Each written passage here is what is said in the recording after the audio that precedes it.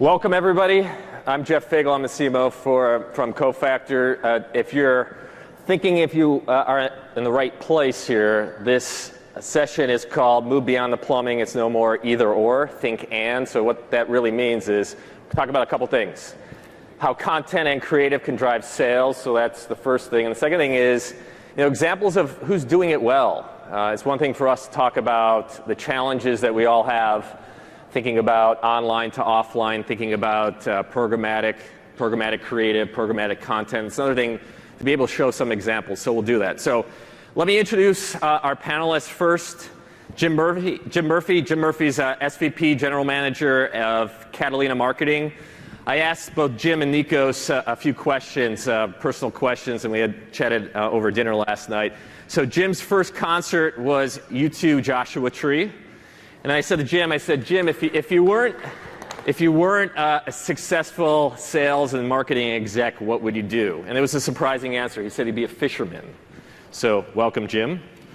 Then we've got Nikos Tsagaroulis, and that was my biggest concern was saying Nikos. You got it. Last name correctly. So I got it right? Absolutely. All right. So now my challenge is going to be your title. You got a long title. So Nikos is Senior Partner, Director of Optimization, Analytics, and Data Programmatic Buying at GroupM. It's a long one. So welcome. So I asked Nikos. It sounds like 4 jobs. Yeah, it sounds like 4 jobs. So Nikos said if he was not in marketing, he would be the best tour guide in Greece. And he also said that he's a binge watcher. He binge watched both Mad Men and also Seinfeld. So again, I'm Jeff Fagel. I'm a binge watcher as well. I binge watched Breaking Bad, and my first concert was Huey Lewis in the News. So let's get going. So I am a bit older maybe than I look. All right, so we all know the internet's disruptive. Lots of change out there. We were talking a bit last night. We had dinner. We were chatting about some of the challenges faced by brands and marketers, and specifically, Jim talked about the idea of there's a lot of time and effort put towards data and personalization, but not so much thought put towards either the creative or the content. Could you expand a bit on that? Because I think it's all of the challenges that we all face. It's symbolic of where we are as an industry. Sure. So, and just some context, so Catalina is an addressable media network. So people come to us, we're primarily focusing on CPG and retailers that sell CPG products. And so that's the perspective that I'd be talking to examples this afternoon. And what we often get asked from manufacturers today is to segment different audiences. So you can think about a normal consumer packaged good. They have a strategy to either acquire, maximize, and or retain shoppers. I generally would want to do that all at the same time. When they ask us to design those targets, generally, 80% of the time, they'll give us one piece of creative. And that feels like that's well below the standard of what the marketplace should expect moving forward. And that, unfortunately, today is just a common practice. And we know that when people do give us the right creative, we know that that has a great impact on that return on ad spend and for the key metric that matters for these brands, which is sales. During the course of the conversation, happy to share more information on it. So Nikos, give me 2 challenges that your clients face and how you are working with your teams to address those. Yeah, actually, I may give you more. So one challenge is, of course, fragmentation and working in silos. So the programmatic space has been expanding so much that it enforces really thinking about how to utilize cross-screen, cross-channel media so that a user has a unique experience and a unified experience. However, from a campaign implementation perspective, there is a gap, and the approaches many times are on a silo basis. So that's one channel, one example. The other example has to do with attribution and measurement. In a world of multi-screen, multi-channel, and especially with programmatic, where you throw really a very wide net the probability of touching somebody multiple times at right moments is much bigger than from the direct approach. So as a result, one needs to take into account all those touches to make sure that not only attributes, but also based on that attribution, you apply the correct investment ratios, if you will, across the portfolio. So I would say these are the main two challenges we face. Talked a bit about the right moment, so let's tackle that. And specifically, as we look at whether you're trying to sell a car, hamburgers, or jeans, oftentimes you have to think about how online drives offline, and the fact that 90% of sales is still happening in a physical, local environment. So if you both could talk about, from your point of view, how do you manage and think about that, and how do you counsel your clients to think about online, offline, and then scaling local marketing? In terms of the right moment, what we mean, and B2B has really worked very, very hard on this for a much longer time than B2C, and I think using the examples from B2B would be very beneficial. As you know, on the B2B side, there are multiple decision makers in the decision-making process for buying. So as a result, finding the right decision maker on the B2C, finding the right person at the right time, that is in a moment that matters. So when you buy a car, what is the context in which you're buying a car? Maybe you just got married. Maybe you just got graduated from college. These are important moments to capture because they help media companies and creative companies to identify the right content for that moment. So that's one example of how the right moment comes into being. Of course, screen and method of delivery is also very important. I think for CPG, totally agree that the transaction happens in store. In fact, for CPG retailers, it's actually higher. It's probably 95%. There's less researching that happens online for CPG because it's a less considered purchase. And so you have to take in other data sources and other insights to be able to figure out what's that right point in time and place by which you're going to deliver that message. And so if you think about a brand like Gatorade, where most of their product sales are single serve that's at a C-store, right? And so it's not necessarily a planned trip, it's an impulse buy.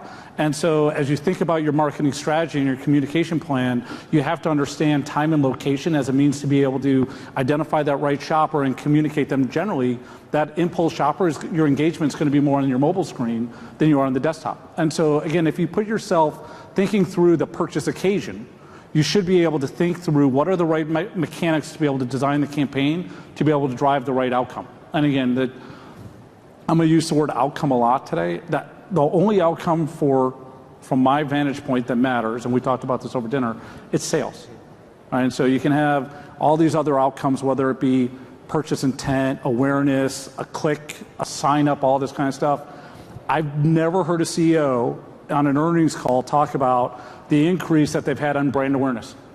That's not what they're reporting. What they're reporting is sales. And the sooner we all recognize that, align on, we're here to be able to drive sales and change behavior for brands and to be able to attribute it and show it to a brand, the more effective we are in being partners for our shared customers. Yeah, so when you think about the sales side, and obviously, marketing, it's not only building the brand, but it's driving people to an action. Ideally, it's sales.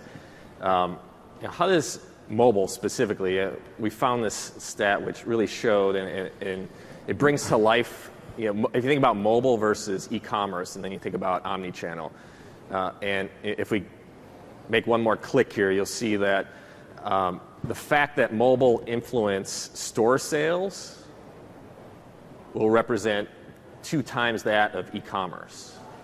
And you think about that stat, think about us as marketers.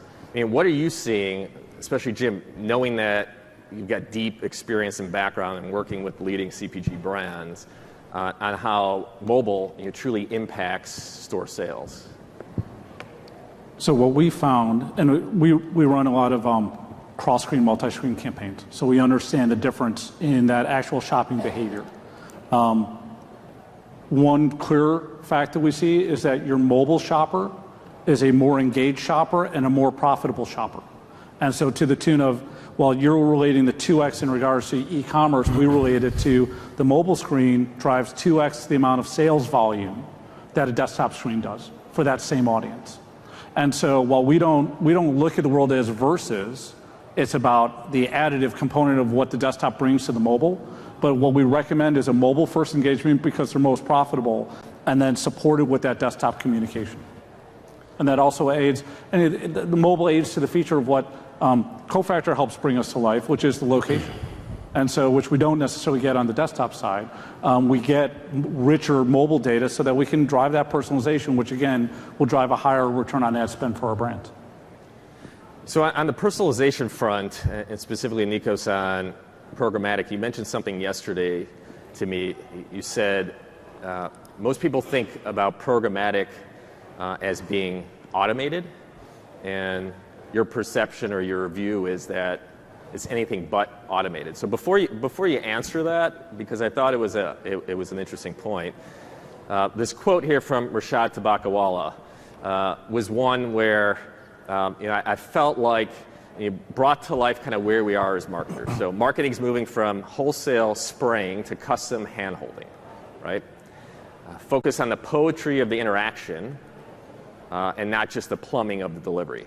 Now, you might say, hey, poetry is a bit strong, right? But replace poetry with content or creative, right? How do you go from the plumbing and the pipes to what you're putting through that? So talk a bit about the idea, just from your point of view, programmatic and the fact that you believe that the perception is that it's all automated, which portions are, but there's a whole lot more to it than that. Yeah, exactly. The automation, there's an automation part, of course, and that automation part has to do with the planning, has to do with setting up the campaigns, has to do with targeting. But in order to do that and get there, that will enable you to put stuff through the plumbing system. So imagine you have a house, you have inside the walls all the plumbing. What you put through it cannot be automated. You have to decide what you put through it, what kind of quality that content is going to have, how you're going to measure it.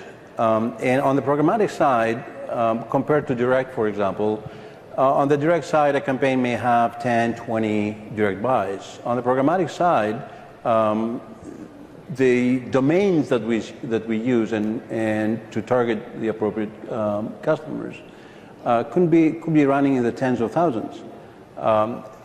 That is enabled by the automated side, but also you can imagine that how do you optimize that requires a lot of back-end effort, a lot of labor-intensive effort. So that's what I mean by saying programmatic is not really just automation. There's a lot more to it, which is kind of the opposite of automation. But just as a follow-up, so on a scale of 1 to 10, how would you rate where programmatic is in its automation journey, right? So the idea is to get to machines and math to be able to go operate. Where would you say that we're in this moment in time? Yeah, programmatic is in the very, very beginning stages. So I would say on a 1 to 10, probably on a 3 or 4 stage, and even that is very optimistic.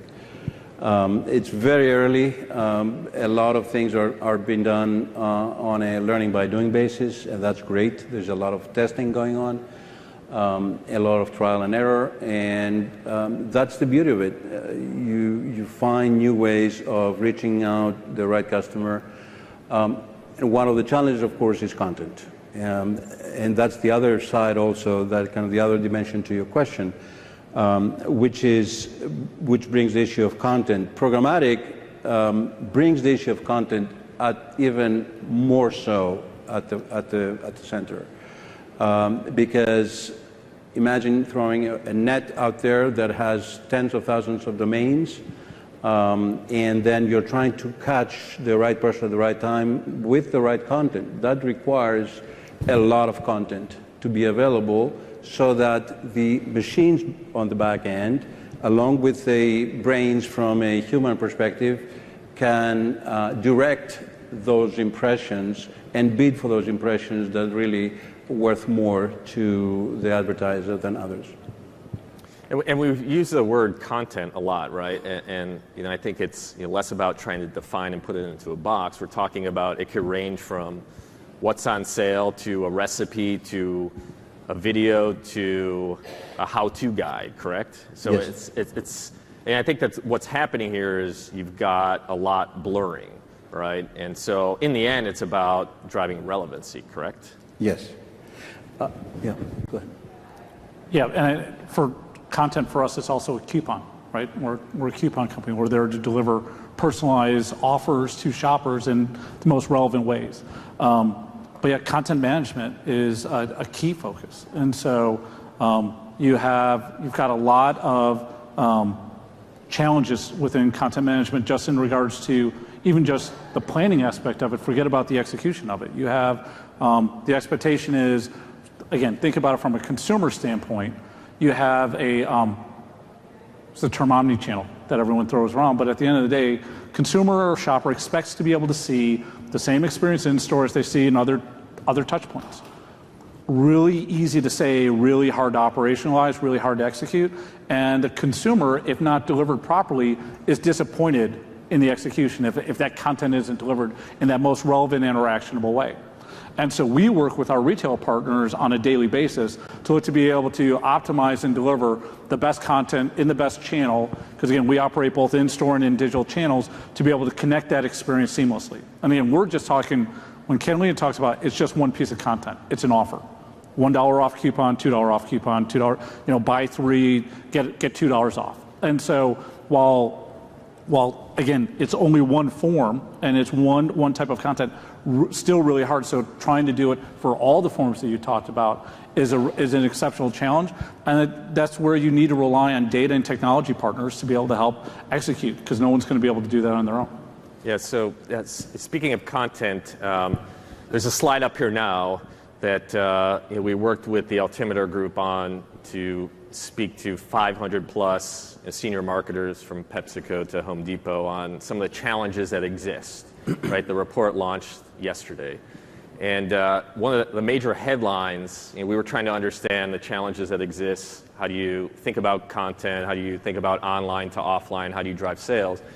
The headline was what Jim was saying, that we're still at the early stages. Less than 35% of marketers, have a content and communication strategy. So what does that really mean? If you look at the bottom there, we have a seamless strategy in place from getting information online, so that's mobile or web, to driving in-store. The other piece, and these are correlated, is the mobile component. So our mobile strategy helps customers bridge the online to offline experience. That's still 51%. Still, we have a long way to go, right? So if you're interested in this study, come by afterwards. Happy to send you an email with a copy of it. So we're about halfway through. We're gonna pause here. We're gonna pause, just make sure we're on the right track, because then we're gonna move into actual examples. Any questions from the audience? Got a question over here.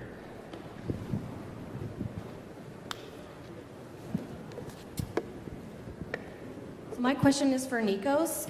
Earlier you spoke about the moment, the right moment. So can you talk a little bit about how you deliver personalized content during the moments that matter to key targets on the right screens? Absolutely. Here, to answer this question, I'll probably reach out to the most extreme of the cases on the B2B side. And on the B2B side, companies have to decide who their audiences are, who are the target decision makers are, what are their pain points, what is the offer or value added proposition that we have to address those pain points. Where do they find answers to their pain points and questions they have? And then finally, how do they get that access and bring it in front of them? What kind of screen do they use? So I just articulated a whole set of questions that need to be answered, and the only way I can do it, and if that can be done on the extreme side, of course it can be done on the much simpler side when you go from very rational buying to impulse buying, or even to emotional buying, if you will. So what you have to do really is identify the journey. And what are the initial questions that somebody asks when they want something? What are the obstacles to getting answers? Build content around that at those moments, for those moments. Then once they have an answer, they probably need to compare. And I'm becoming very generic here, but this more or less applies to many cases. So they need to compare. What content do you have to help them compare? Once they compare, they want to see if this is a big purchase, if it's buying a car, for example.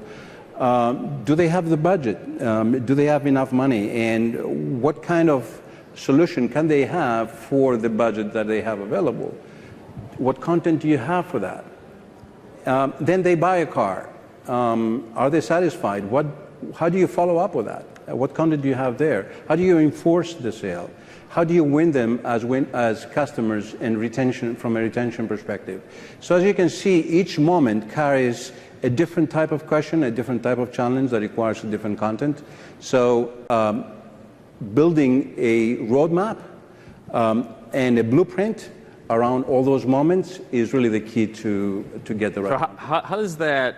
I mean, I've been in many meetings with ad agencies, and it's, hey, we got a big idea, let's execute it next week. Everything you talked about there is skipped, right? Of course, yeah. I mean, what percentage of businesses, whether it be B2C or B2B, are actually doing that? Well, I've worked in one a long time ago, not very long time ago, but long time ago, and I know other companies that do it. It requires the culture, a change in the culture. It requires a process, and it requires a commitment from high up to really make everyone move towards the goal of identifying the right content. There's no other solution. I haven't seen any other way, and there are think tanks out there that really tell us exactly the same thing. There's no other way. That's the hard way, but it is the only way. So it takes time. At one of the B2B companies I worked for, it took about a year and a half to do it. But again, that was an extreme case because you have many products, many services, many decision makers, many touch points, so all multiplies in a geometric fashion. Okay. Any other questions before we move on to a few examples? Yes? This question's for Jim. So it sounds like you do work with some clients who might be content challenged. What would you do to help them develop a content and communication plan? First, I would consult them in regards to first having the right data strategy to make sure that you can amplify what your content and communication plan is. And so what I mean by that is you just need to know who your shoppers are. And so I look at it as simply 3 buckets of just data, audit, audience identification. They're either existing shoppers and or loyal shoppers, people that switch, or people that just don't buy your brands. And once you have that data and design, you can then you can look to be able to execute the communication plan and your content strategy. And so if you pull it all the way through, so if I know that there's a shopper that isn't buying my brand, I can actually start thinking about when I start communicating to them and what I start communicating to them with. And so never buy your brand, it seems logical that you'd probably need to talk to them more often, frequency, than someone that's already part of your brand experience. 2 is if they don't buy your brand, guess what, guys? They need an incentive and a reward to be able to try your brand. And again, if you don't know who your shopper is, then you don't know how to then you're going to be challenged to be able to design the right communication plan and content strategy. And so again, in the world of CPG, if I understand that they're a non-buyer but a high-value non-buyer, they're going to get a higher offer. And or people that are lower valued or lower prospect shoppers that still don't buy my brand, they're going to get a lower offer. And again, you're talking about $1 versus $2.50. Again, for those of you that don't live in the couponing world, I'm sorry that I'm boring you, but this is what we live every day. But we know that change in content, just going from the $1 to $2.50, will have a dramatic increase in the response, meaning sales, for that given brand. And so again, my consultation to everyone when you start thinking about content and communication is you got to have the data right first. Otherwise your activation is going to be challenged. So we heard earlier the folks from Mondelez and Campbell's and Frito. There was a lot of talk about building the brand, but also driving some type of action. Mondelez talked about every ad having a buy button. Now they were talking about a buy button specifically with driving e-commerce. And what we're talking about often is a buy button to drive in store, right? So to set that up, there's a few visuals that will help us kind of walk through a few of the examples, and this idea of this tug of war. Hey, building the brand versus sales, right? What does that look like? Ad efficiency or creativity? National or local? These are all choices that we seem to be making as marketers. Hey, I'm on the e-commerce team. No, I'm on the team that drives in sales, right? In-store sales. Yeah, it's about equity over time versus action right now. So there's this like push and pull, right? And it seems like all of this is coming together. Jim, you talk about coupons, but I mean I see it beyond just coupons. It's you're building a brand and you're trying to drive some type of action, right? Talk a bit about the conversations that you're having with the brands, especially brand managers or brand directors, as they think about what they're trying to accomplish, as you said before, driving sales. Well, I think you touched on the fact that you gave the Mondelez example of the click to buy for e-commerce. How many shoppers are really going to click to buy for that e-commerce? But it's a way to be able to pull them through all the way to the store. We do the same thing with our content for the offers. And so a $2 off offer on a mobile ad, we know people aren't going to click to print to redeem those, but they are going to recall that, and we know that if I have an offer in an ad, which is just a call to action, with also tied to some local pool, we know that we were going to find an 18% increase in return on ad spend. And but the incremental cost to be able to do that is 4%. So when I talk to a brand, the question is why wouldn't you be able to put in your messaging, in your message, a call to action, which is an offer, as well as a local location where to go buy it, to get an 18% incremental return?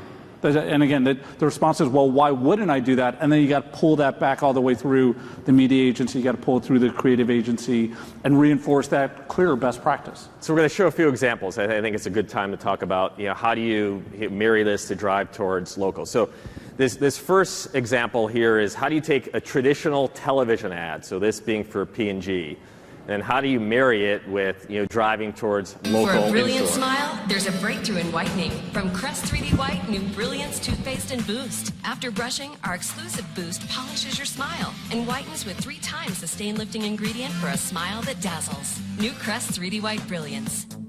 Take advantage of these limited time deals on Crest products, available only this week and only at your local Walmart. Click here to shop now and get more great savings. Drop by your local Walmart today. So what you saw here is you took a traditional ad and then you married it with, there were 200,000 plus versions that drove down to the store and location level, right? This can be done now, and it can be done automated, and it's cross-channel. So this idea of a reason to believe and a reason to act, we have a few other examples.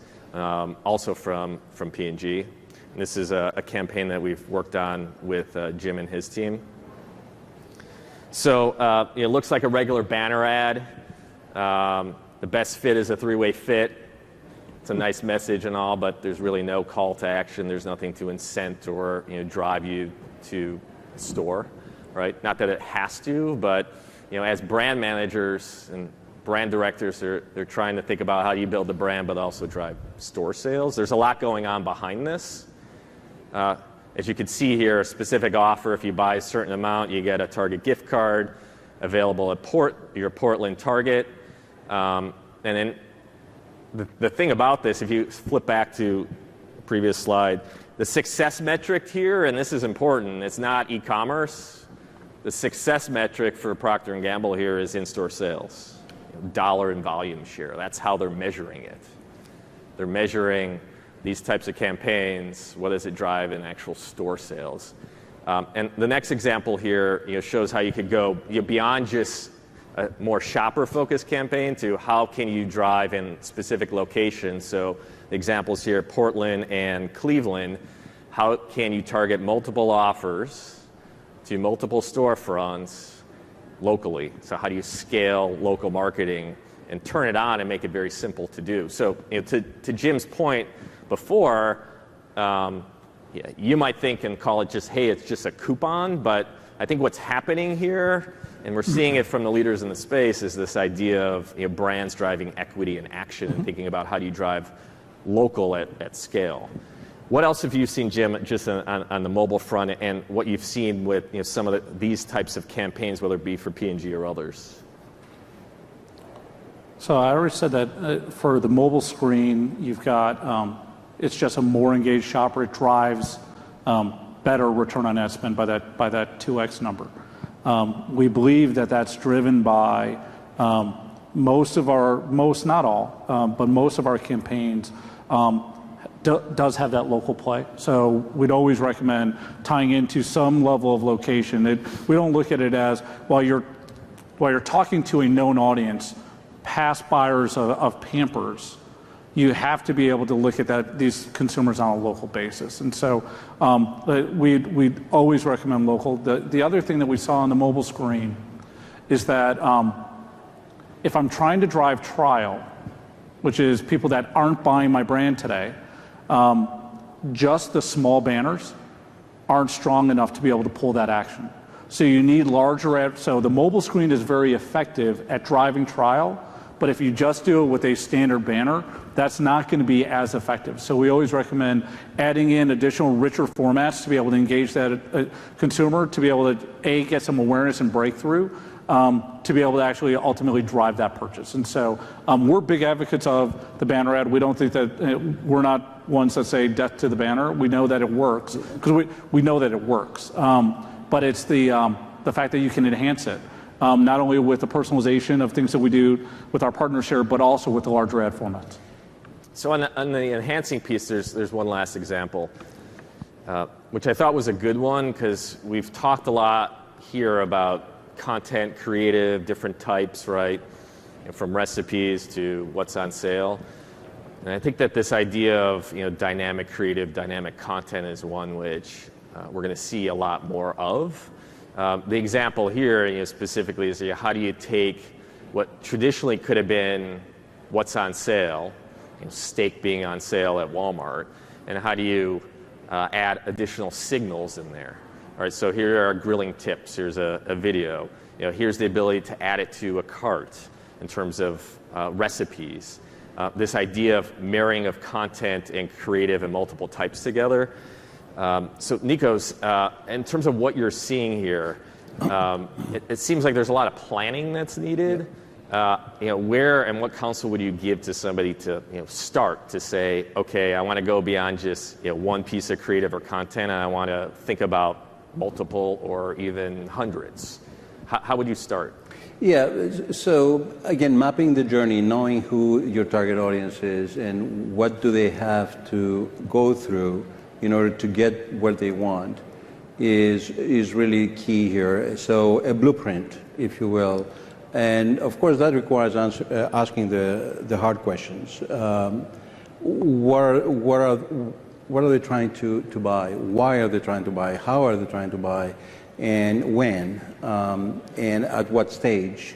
In what media is so critical? So getting this blueprint and becomes really the plan, and then engaging the organization, because at the end of the day, everybody in the organization has a stake at it. So there are multiple stakeholders to this. So having very wide taken input into answering all those questions from each area of expertise is really critical. Okay. So we've got a few minutes. If anyone else has any questions, we could open up to questions for the group here. Don't be shy. Yes, up in the front. Thanks for taking my question. Are retailers actively participating with the ad displacement by showing the inventory real time? If you're showing the product and also showing the inventory real time, knowing how many they are, that would presumably drive more sales into the store. How do you think about a retailer and their intent to share data with the advertising platform in order to provide more information to consumers? Thanks. So we've worked with a consortium of retailers to build a syndicate of their data to enable exactly what you're asking. And so that's been in place for the last 5 years. And again, this is just germane to CPG and retailers that sell CPG products. But there are, we've created a joint venture with Nielsen where we've unified the buy data, which is coming from the retailers, and all the watch data that's coming from the Nielsen panels, into a single household source. And so essentially we have that today. And they actively participate for themselves to be able to activate their own communication strategies, but also to participate in the benefit that they get with all this personalized communications to be able to support them from the manufacturer investment. Yeah. So it's a win-win. There's also the real aspect. Technology today also offers some unique solutions to unifying all this media. So there are solutions out there that integrate real-time. So in other words, real-time sync between TV and digital channels. So the moment an ad is shown through Nielsen and through Facebook, actually, there are technologies that allow you to identify and serve impressions digitally to audiences that mirror the profile of those who watch the TV ad at that point in time. And that's all real-time. Anyone else? We have time for one more. Nope. Thanks for coming. We've got one more session after this. Yeah.